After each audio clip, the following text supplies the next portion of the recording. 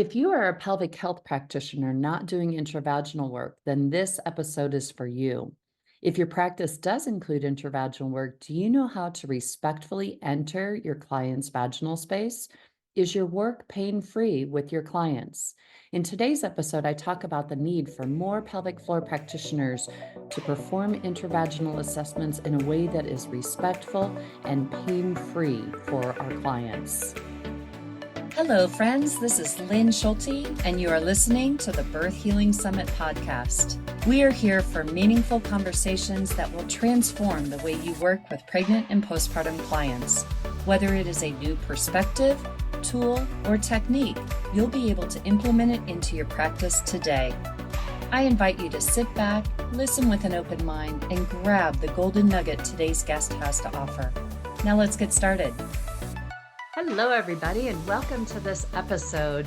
And today, first off, I want to share a rant with you all because I just got off the Zoom meeting with doing a podcast interview with a practitioner. She does sleep training, and I was sharing my work with her, what I know about postpartum healing.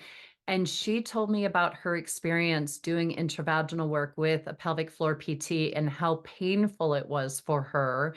And I just wanted to cringe inside. I just apologized to her, saying that intravaginal work, this is my rant, should never be painful, everybody. Please stop creating pain with your clients. It's turning people away from getting this much needed work. And when the muscles are tight in there, instead of pushing on it and making it painful and forcing them to release, let's start using the pelvic bones.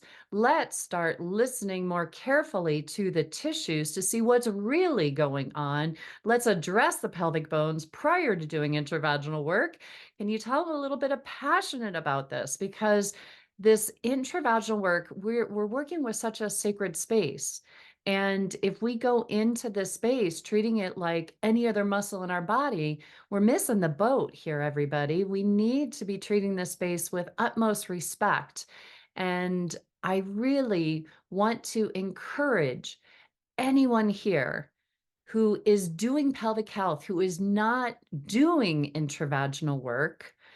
I would encourage you to explore why you're not offering intravaginal work in your practice, because we need more good people doing it. And I've noticed when I've taught a class in the past in person, I had a couple of people tell me, I'm not going to do the intravaginal work. But yet, when I demo how I actually enter into the pelvic space and how I actually do it, both of them came up to me and go, "Oh, I actually really wanna learn." And so this podcast is to help those of you that are not currently doing intravaginal work to explore the possibility of offering it in your sessions. And so the first question I want you to ask yourself is, what's stopping you from doing intravaginal work? Are you uncomfortable? Is this area, um, you just not comfortable talking about this area? Are you not comfortable about this area in your own body? And where's that uncomfortableness coming from? Is it coming from your upbringing, what you were taught as a child about this area? Is it coming from our culture? These are all things that we can learn to work with and to shift and to recognize that this intravaginal space is just as important and should be explored and embodied just as much as our mouth is. And it's just another part of us. And so can we get over any of the cultural biases about this area, the down there approach to this pelvic space and intravaginal work? And can we, as practitioners, can we look at this area as just another part of our body that needs loving attention to it? And if you were brought up in a more modest household, or where sex was maybe shunned, or this area was shunned for you, what is it that you want to do moving forward? Do you want to continue holding those ideas and continue to be in this state about this part of your body? Or is it time for you to get curious and explore this area of your own body, get comfortable with it within you, so that you can offer that same level of comfort to your clients that so desperately need the intravaginal work? And so I just invite you, what are your biases? What are your limiting beliefs about doing intravaginal work? Is it too gross for you? Is it too intimate of an area for you to work with? Is it too personal? What's your belief? I remember when I first got into pelvic health, I never, well, let me say this. When I first got into PT, 30 plus years ago, I never thought that I would ever be doing the work that I'm doing currently today. It was not on my radar. I was an athlete and I thought I'd be doing orthopedics and outpatient. And yet I really got curious with the pelvis and started working with the pelvis thanks to Jerry Hesh back in the mid 90s. I took his course on the sacroiliac joint and started springing the pelvis, and I did start, so I loved working with the pelvis.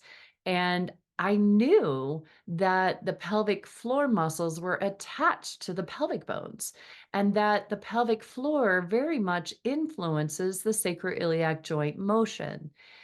And so to me, it was just a natural extension of wanting to help my clients more. I did get into women's health and was working with the pelvis, but yet doing the intravaginal work just added a whole nother layer of access to help my clients more completely when working with their pelvic pain, their low back pain, and any of the other issues that come along with pelvic health. Working intravaginally, to me, I look at it as an Oreo cookie. We have the outside, the external pieces, and we have the internal, and we have both sides of the cookie there. And you got to eat both of them to get the juicy icing in the middle. And with doing pelvic health, yes, we can do some great work externally, but the magic and the gold in my world is doing the intravaginal work.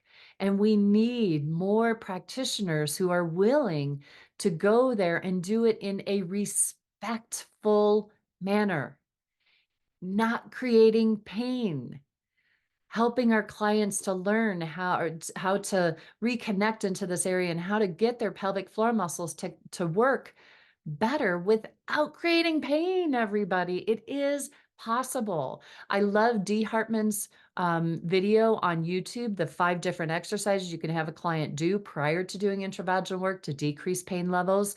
If you haven't checked that out, please check that out. Also, please consider taking my Cracking the Code Internal Pelvic Floor, the missing links to doing intravaginal work. This is my pelvic floor course, my internal pelvic floor course. And I teach you a more respectful way of working with the vaginal tissues. Number one, with learning to know if a client is fully connected in their body to their pelvic space. That's where we need to be starting. We shouldn't be doing intravaginal work when someone's not fully connected to the space. If they're not fully connected to their space and they're not staying connected with you while you do the intravaginal work, that's why their muscles are tight in the first place, because they're going into a trauma response and they're trying to keep you out, possibly, and they're not wanting you to do what you're doing. And you're going to be fighting that. When someone's fully connected and present with you while you do intravaginal work, then your results are greater. They're longer lasting too. And so my internal pelvic floor course teaches you how to make sure someone's connected into the space. It teaches you how to respectfully enter into the vaginal space, n- checking in with your client at multiple check-in points. I've just heard from other people observing other therapists doing intravaginal work, or from my clients and their experiences with other pelvic health PTs. And I'm here to tell you that it's just not okay. It's not okay what we're doing. And I just had some students who learned the way I enter into the pelvic floor, and they're like, "Wow, that's so smooth. That feels so good." And I just think that more people need to be doing this. So please check your biases, check what is making you uncomfortable, and challenge yourself and see, is this really something that you could add to your practice?